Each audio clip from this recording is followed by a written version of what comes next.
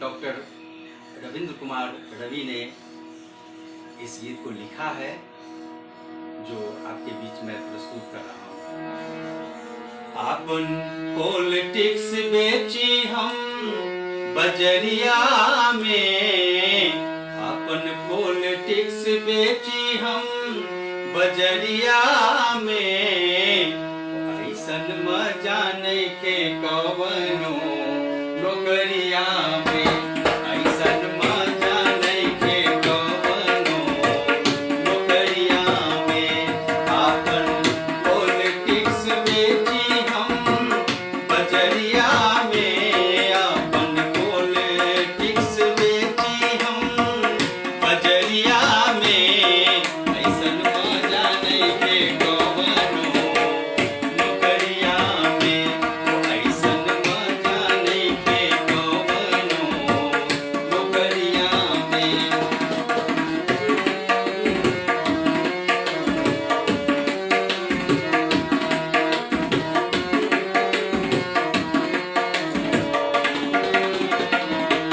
चाहे होखे कौन पार्टी बाटे सबसे साठ गांठी, चाहे होखे कौन पार्टी बाटे सबसे साठ गांठी, ऐसन काम वैसन मालवा पेटरिया में, जैसन काम वैसन मालवा पेटरिया में, ऐसन मजा नइखे कवनो नौकरिया में।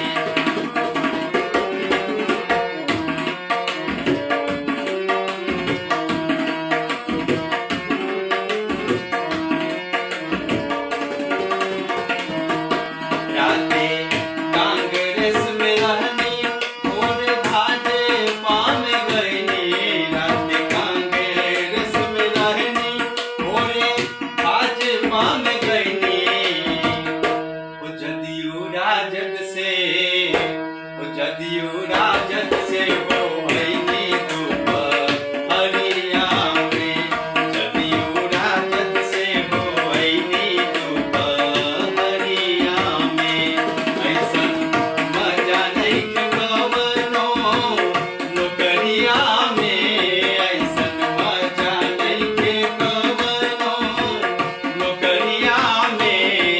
अपन पॉलिटिक्स बेची हम बजरिया में, अपन पॉलिटिक्स बेची हम बजरिया में।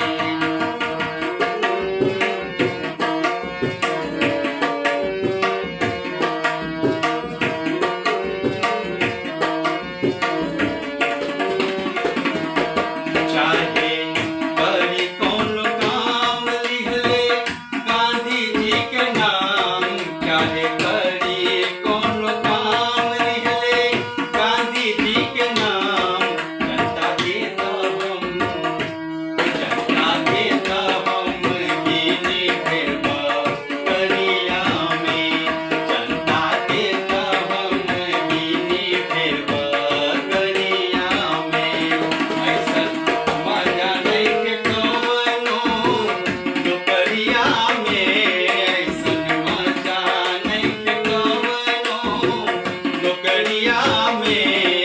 अपन पॉलिटिक्स बेची हम बजरिया में, अपन पॉलिटिक्स बेची हम बजरिया में।